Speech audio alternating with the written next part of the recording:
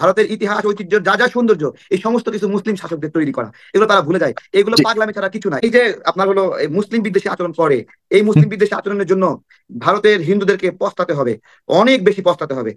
এই ধরনের ঘটনাগুলো যখন আমরা সীমান্তে দেখি, তার মানে ভারতের যেই গণমাধ্যমে আসা যে তারা ৩৫,০০০ সেনার স্পেশাল ট্রুপ তারা সীমান্তে মোতায়েন করেছে, এই ঘটনাগুলো কিন্তু সেটার পক্ষেই সত্যতা হিসাবে সাক্ষী দিয়ে যায়। এই মনে করে যে তিনি সহজ সরল, তিনি মনে হয় কিছু বোঝেন না, বা এর আগেও তার যেহেতু রাষ্ট্র পরিচালনার অভিজ্ঞতা নেই, কাজেই প্রফেসর ইউনুস হয়তো হযবরল করে ফেলবেন। এবং বিশেষ করে ভারতের পক্ষ থেকে এই প্রফেসর ইউনুসকে তো যথেষ্ট আন্ডারমাইন করা হয়। কিন্তু প্রফেসর ইউনুস গতবারই বলেছেন, এই ২ দিন আগে, যে আমি চুপ থাকি তাই বলে আমাকে দুর্বল ভাববেন না। আজকে ভারতীয় মিডিয়া একটা খবর প্রকাশ করেছে, বাংলাদেশের কোনো মিডিয়া করেনি, হয়তো জানে না। সেটা হচ্ছে যে বাংলাদেশ ভারত সীমান্তে তুর্কি ড্রোন মোতায়েন করেছে বাংলাদেশ। নির্বাচন কবে হবে সেটার পালে নতুন হাওয়া দিলেন উপদেষ্টা জনাব ওয়াহিদুদ্দিন মাহমুদ। তিনি পরিকল্পনা এবং শিক্ষা উপদেষ্টা, আমরা তাকে চিনি।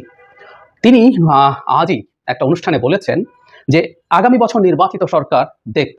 বর্তমান বাংলাদেশের রাজনৈতিক প্রেক্ষাপট নিয়ে আজকের এই ভিডিওটি সাজানো হয়েছে। ভিডিও শুরুতেই গুরুত্বপূর্ণ কয়েকটা ভিডিও ফুটেজের অংশ বিশেষ আপনারা দেখেছেন।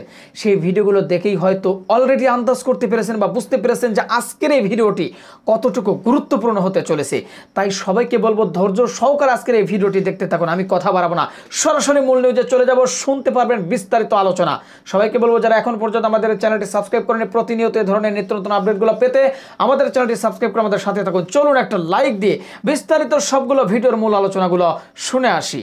ভারতের ইতিহাস ঐতিহ্য যা যা সৌন্দর্য এই সমস্ত কিছু মুসলিম শাসকদের তৈরি করা, এগুলো তারা ভুলে যায়। এগুলো জি। পাগলামি ছাড়া কিছু না। এই যে আপনার হলো মুসলিম বিদ্বেষী আচরণ করে, এই মুসলিম বিদ্বেষী আচরণের জন্য ভারতের হিন্দুদেরকে পস্তাতে হবে, অনেক বেশি পস্তাতে হবে।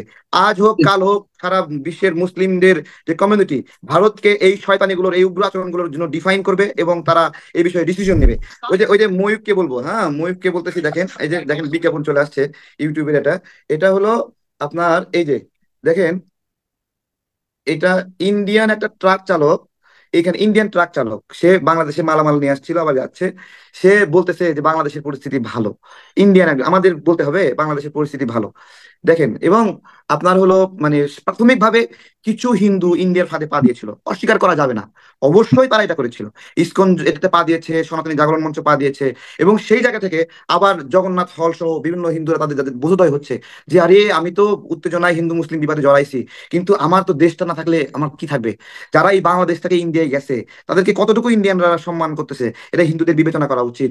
এই বাংলাদেশে আমরা একসাথে হিন্দুদের সাথে যেভাবে খাই, পড়াশোনা করি, একসাথে পূজা অর্চনা, ঈদ উৎসব পালা পর্বণ সমস্ত কিছুতে এই যে মানে বাধাহীন উদযাপন, এটা এগুলো এগুলো ইন্ডিয়ানরা সহ্য করতে পারতেছেন না। মানে ওদের মধ্যে যে উগ্রতা, ওরা আসলে চায়, ওরা যেভাবে জয় শ্রীরাম বলে মানুষকে হত্যা করছে, মানে তাদের স্লোগান না দিলে হত্যা করতেছে, গরু মাংস খাইলে হত্যা করতেছে, ওরা চায় ওরা আমাদের এখানেও এই সেম কালচারটা হোক। এবং এটা বিজেপির মানে রাজনীতি স্ট্যাবলিশমেন্ট হবে যদি বাংলাদেশে এই উগ্রতাটা স্ট্যাবলিশমেন্ট পায়, ওদের রাজনীতিতে আরো মানে গ্রাউন্ড শক্ত হয়। কিন্তু আমরা এই জায়গা থেকে এমন একটা সহনশীলতা দেখাইছি, যে সহনশীলতা দেখানোর ফলে বিজেপির রাজনীতি বলে আর রাজনীতি নাই। আমি বলতেছি সামনে BJP no more no more no more, তারা আর এখানে টিকতে পারবে না। ইন্ডিয়ান নাগরিকরা হাতে ভোটে দুইটা বিষয় বলছি ছোট ছোট করে, এরপর আমি যাচ্ছি মেজর জেনারেল ফজলুর রহমান কাছে। আপনারা জানেন যে 2022 সালে 6 জুন একটা খবর, যেটা আপনারা সবাই জানেন, নূপুর শর্মা বিজেপির স্পোক্স পার্সন, নূপুর শর্মা তখন ওই যে ইন্ডিয়াতে নির্বাচনের ঠিক আগ মুহূর্তে নির্বাচনের সামনে রেখে তার বেশ তর্ক বিতর্ক হয়েছে, বিশেষ করে ধর্মভিত্তিক তর্কটা খুব বেশি চলেছে ওই সময়কালীন সময়।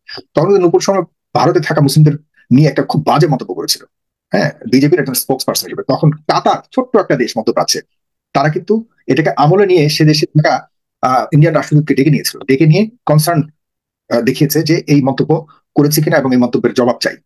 ভারত সরাসরি নূপুর শর্মাকে বলেছে she is nobody for us, she is just a fringe element in our politics. একটা ফ্রিঞ্জ এলিমেন্ট ছাড়ার পিছনে সে আমাদের জন্য কোনো গুরুত্বপূর্ণ মানুষ নয়, আমরা তাকে রিকগনাইজ করি না, এই ধরনের কথা বলতে বাধ্য হয়েছে ভারত, যে নূপুর শর্মাকে ডিজাউন করেছে। আমি আপনাকে বলি, মধ্যপ্রাচ্য মাত্র হ্যাঁ একটা দেশের সামান্য হুমকিতে ভারতের কি অবস্থা হয়েছে সেদিন আপনাদের যাদের মনে আছে, মানে এটা আমার স্পষ্ট মনে আছে, তারা আমি আমি আপনাকে একটু যোগ করি যে অর্থনীতিকে হারাবার একটা ভয় ভীত অবস্থা ছিল। তো একটা হ্যাঁ ছোট্ট মুসলিম দেশের এমন হুমকিতে যারা নিজেদের মানে এরকম কাপাকাপি শুরু হয়, তারা ভুলেই গেছে যে তাদের অর্থনীতি নির্ভর করে মুসলিম কান্ট্রিদের উপরে, এটা তারা মোটেও পুরোপুরি ভুলেই গেছে। এক জি আর দুই হলো, আবার অনেকে মনে করে যে অখণ্ড ভারত করতে চায়। আমি জানি না অখণ্ড ভারত করলে ভারতের হিন্দুদের কি লাভ হবে, আমি দেখি মুসলিমদেরই তো লাভ হবে। যদিও এইসব আলোচনা আসলে খুবই আমি আমি একটু আমি আমাকে একটু বলার ভারত আসলে সুযোগ বাধ্য দেন। করছে। যদি হ্যাঁ আমি বলি আপনাকে তারেক রহমান, আপনি বলবেন। আমার কাছে মনে হয়েছে যে আপনার কথাগুলির সাথে একটু জুড়ে দেয় এই কথাগুলি, যে ভারত যদি অখণ্ড ভারত করে, বাংলাদেশের 20 কোটি মানুষ আছে, পাকিস্তানের 30 কোটি মানুষ আছে, মানে মুসলিম 50 কোটি, ভারত থাকে আরো 30 কোটি, 80 কোটি মানুষ তো মানে এই মাত্র এই কয়েকটা দেশ মিলিয়ে তো 80 কোটি হয়ে যাচ্ছে আপনার মুসলিম। তার মুসলিম তো মেজরিটি হয়ে যাচ্ছে। ভারত কি এই মেজরিটি মুসলিমকে একসাথে করবার জন্য অখণ্ড ভারত করবে? এগুলি আমাদের হিসাব করতে হবে। হ্যাঁ আচ্ছা, জি, হ্যাঁ, তারেক রহমান শেষ আমি করুন, একটু শেষ করুন, আমরা পরে আমি আবার হ্যাঁ আমি অল্প 1-2 মিনিটে শেষ করব।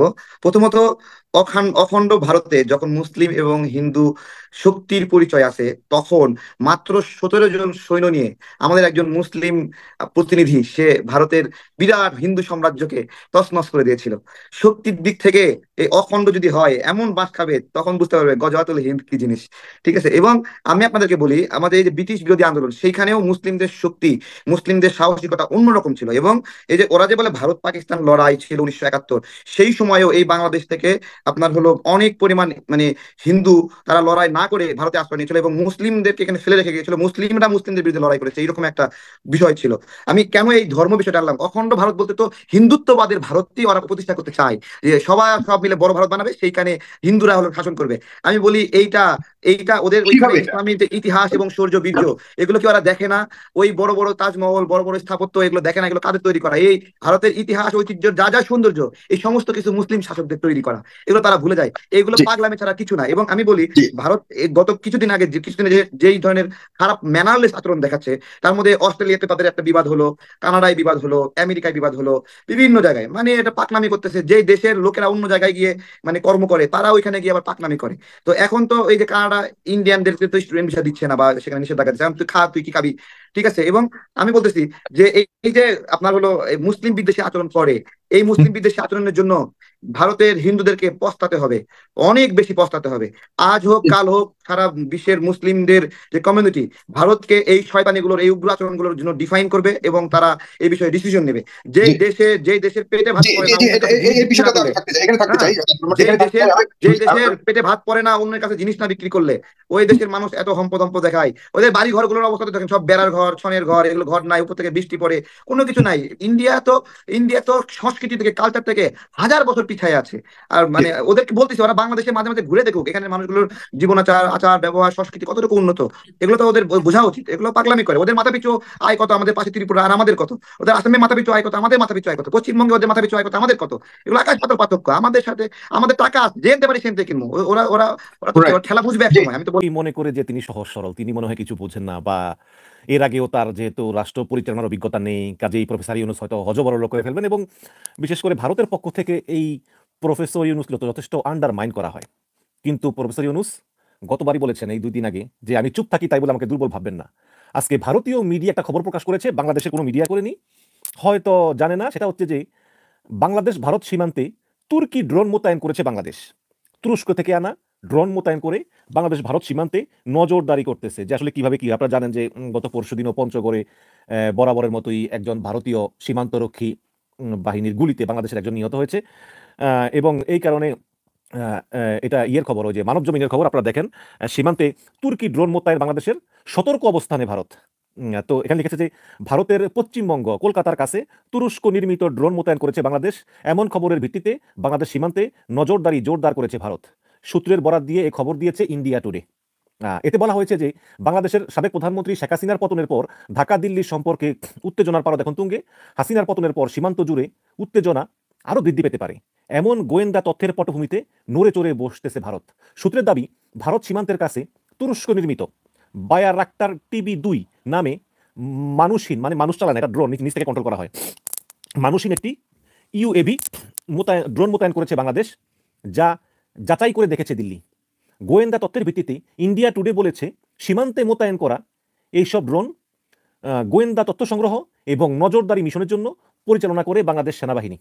যদিও বাংলাদেশ জানিয়েছে যে তারা প্রতিরক্ষার উদ্দেশ্যেই সীমান্তে এই ড্রোন মোতায়েন করেছে, তবে সীমান্তে এমন ড্রোন স্থাপনের কৌশলগত তাৎপর্য ভারত খুব গুরুত্বের সঙ্গে নিয়েছে বলে জানিয়েছে সংবাদ মাধ্যমটি। তারা দাবি করেছে যে হাসিনার পতনের পর থেকেই সীমান্ত এলাকায় পা রাখতে শুরু করেছে বাংলাদেশের কথিত চরমপন্থীরা। দেখেন, এগুলো আবার বাড়াবাড়ি, মানে হাসিনা পালিয়ে যাওয়ার পরই এই ভারতীয় সীমান্ত এলাকায় বাংলাদেশের চরমপন্থীরা জড়ো হচ্ছে। এই কথা একদম কোনো ভিত্তিই নাই। এগুলো এগুলো ভারতের ওই যে কিছু আছে না, মানে কি বলবো, এসব কথা আসলে আমাদের কান দেওয়ার দরকার নেই। ভারতের গোয়েন্দাদের দাবি উগ্রপন্থী ও চোরাকারবারীরা ভারতে অনুপ্রবেশ ঘটিয়ে রাজনৈতিক অস্থিতিশীলতার সুযোগ নিয়ে যাচ্ছে বাংলাদেশের রাজনৈতিক মহল। মানে এদেরকে ভারতে ঢুকিয়ে, মানে ভারত কি একটা দেশ, ওখানে ঢুকে কি ওরা মনে করতেছে, মনে হয় মানে হাসিনা পালিয়ে যাওয়ার পরে সবাই খালি সীমান্তে জড়ো হচ্ছে, বাংলাদেশে ঢুকে মানে ভারতে ঢুকে ভারতকে ইয়ে করবে। অথচ ভারত নিজেকে যত গুরুত্বপূর্ণ হবে তারা তো গুরুত্বপূর্ণ না।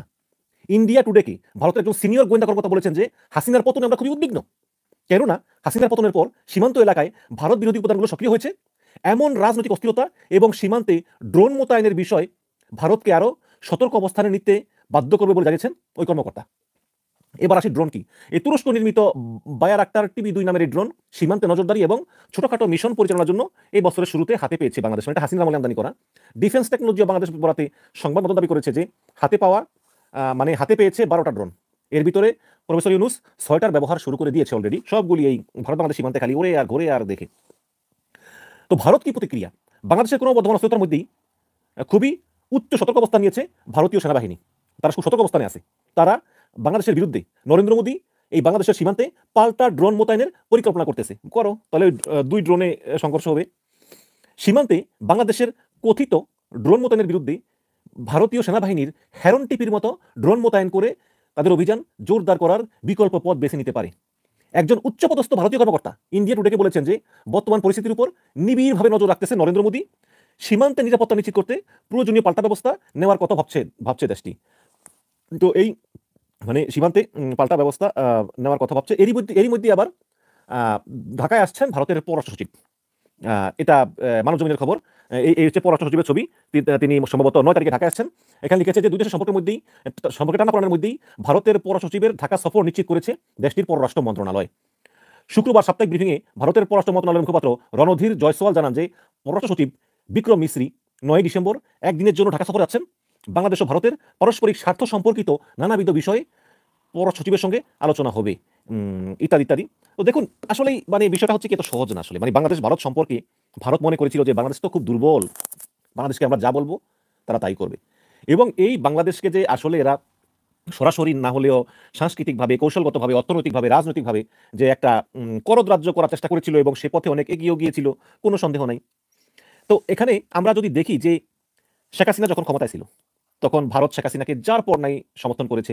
আমরা যখনই বলতাম শেখ হাসিনা মানবাধিকার লঙ্ঘন করেছে, শেখ হাসিনা গুম খুন করতেছে, ভারত বলতে এগুলো অভ্যন্তরীণ বিষয়। আবার চীনও বলতো। দেখেন, ভারত এবং চীন উভয়ই কিন্তু বলতো শেখ হাসিনা যা করতেছে এগুলো শেখ হাসিনার অভ্যন্তরীণ বিষয়, আমরা অন্য রাষ্ট্রের অভ্যন্তরীণ বিষয় না গলাই না। এবং চীনের যে বর্তমান রাষ্ট্রদূত ইয়া ওয়েন, তার আগে রাষ্ট্রদূত মোটামুটি একদম মানে ওই 18 সালের নির্বাচনে দিনের ভোট রাতে হয়েছিল, তখন জয়লাভ করার পর হাসিনার জন্য একটা স্বর্ণের নৌকা নিয়ে এসেছিল চীন। এবং চীন আরও বলেছিল যে কিসের গণতন্ত্র মনতন্ত্র, আমাদের এই চীনের মতো চলে আসো, একদলীয় শাসন, একজনই ক্ষমতায়, তার মৃত্যুর পর একজন ক্ষমতায়। আপনারা জানেন চীনের তো গণতন্ত্র নাই। তো চীন এগুলো বলেছিল। তো ভারতও চীনের মতো না হলেও ভাবি বলতো যে হাসিনাই থাকুক, উন্নয়নের জন্য হাসিনা কি দরকার, ইত্যাদি ইত্যাদি।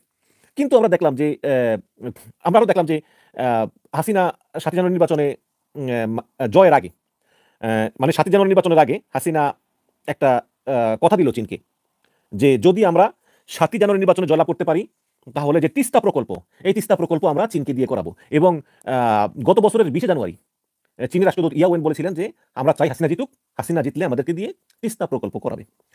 যথারীতি 7 জানুয়ারি নির্বাচন হয়ে গেল, হাসিনা আবার জিতলো বিনা ভোটে, ওই যে ডামি ইলেকশনে। তারপর হাসিনা ভারতে গিয়ে ভারতকে সব দিয়ে এলো ওই তিস্তা প্রজেক্ট সহ, যেই তিস্তা প্রজেক্ট ভারতকে মানে চীনকে দিবে বলে হাসিনা কথা দিয়েছিল। তারপর চীন তো বেজায় ক্ষিপ্ত হলো এবং পতনের কয়েকদিন আগে হাসিনা গেল চীন সফরে। এবং চীন সফরে যাওয়ার পর আপনারা জানেন যে হাসিনার চীন সফর চরম ব্যর্থ হলো। চীনের তেমন কেউই তার সঙ্গে দেখা করতে চায়নি। হাসিনা খুব জোর করে চীনের প্রেসিডেন্ট শি জিনপিংয়ের সঙ্গে সামান্য 5 মিনিটে বৈঠক করেছে এবং হাসিনার মেয়ে পুতুলের জ্বর হয়েছে এই দোহাই দিয়ে হাসিনা দ্রুত সফর সংক্ষিপ্ত করে ফিরে এসেছেন, যেটা কিন্তু সচরাচর কোথাও দেখা যায় না। যদিও পুতুলের জ্বর কিছু হয়নি, পুতুল তখন ওই নেপালে একটা মিটিংয়ে ছিল, ওই WHO মিটিংয়ে। তারপরেই তো হাসিনার পতন হলো। তো হাসিনার পতনের পরে দেখলাম যে হাসিনার পতনের পরেই কিন্তু চীন 180 ডিগ্রি ঘুরে গেল। এখন চীন ডক্টর ইউনূসের সরকারের সঙ্গে সম্পর্ক আবার শুরু করলো। আবার ইউনূস চলে গেলে বিএনপি আসলে বিএনপির সঙ্গেও সম্পর্ক শুরু করবে। তো চীনের কিন্তু নীতি ঠিকই, মানে আমরা যেই সরকার থাকে তার সঙ্গেই আমরা সম্পর্ক করি। বাট প্রবলেম হচ্ছে এই ভারত হাসিনার এই পলায়নকে কিছুতেই মেনে নিতে পারতেছে না।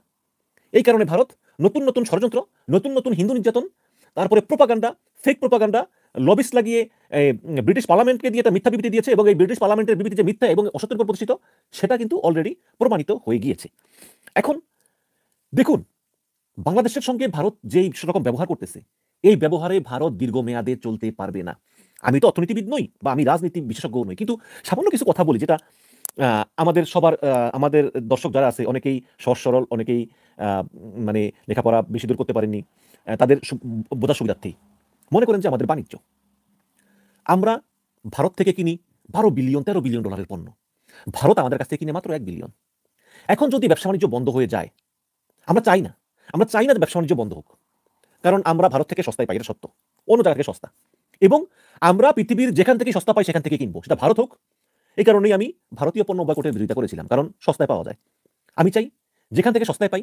এই যে প্রফেসর ইউনূস সরকার পাকিস্তানের কাছ থেকে আর্টিলারি শেল কিনেছে, অনেক টাকা আর্টিলারি শেল কিনেছে, এটা নিয়ে কিন্তু ভারত খুবই ক্ষুব্ধ যে পাকিস্তান থেকে কেন আর্টিলারি শেল কিনা হলো। আবার পাকিস্তানের জাহাজ আসলো, আপনারা জানেন কদিন আগে, সেখানে বলা হলো যে ও পাকিস্তানি জাহাজে করে অস্ত্র এসেছে, অথচ পাকিস্তান থেকে কিন্তু জাহাজে করে এসেছে আপনার ওই যে বিভিন্ন খাদ্য সামগ্রী।